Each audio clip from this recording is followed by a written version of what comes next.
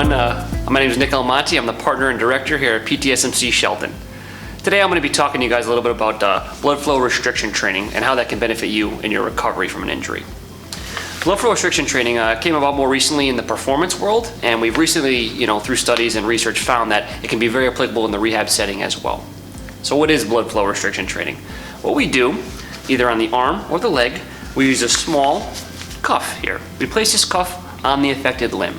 Now, through training, we do a very high repetition range. We pump this cuff up to a certain range based on your weight, height, and limb occlusion pressure, we call that. And what it does is we do high repetition with less weight, which is nice because we can get the benefits of working at about 90% of your one repetition maximum with about 20% of the load.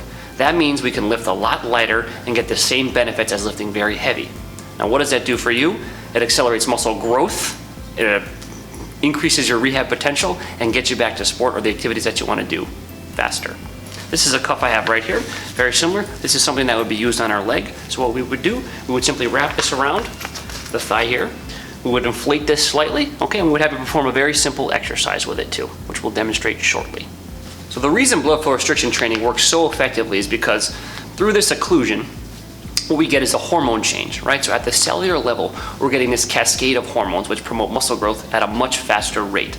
This stimulates the release of growth hormone, which inhibits another enzyme that blocks muscle growth, basically meaning you can get muscle growth a lot faster in about 2 weeks instead of about 6 to 8 plus.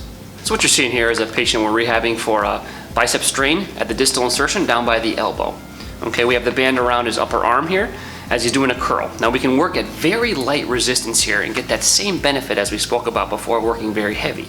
Now what this does, it's better for the joints, right? Because we're pushing less force through the joints. It's better for the ligaments and the tendons themselves.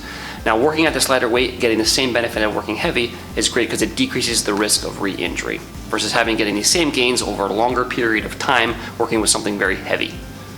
We currently offer blood flow restriction training, the state-of-the-art treatment, at a number of our current facilities across the state. If you're looking to seek out a facility that offers this type of training, go to ptsmc.com/treatments.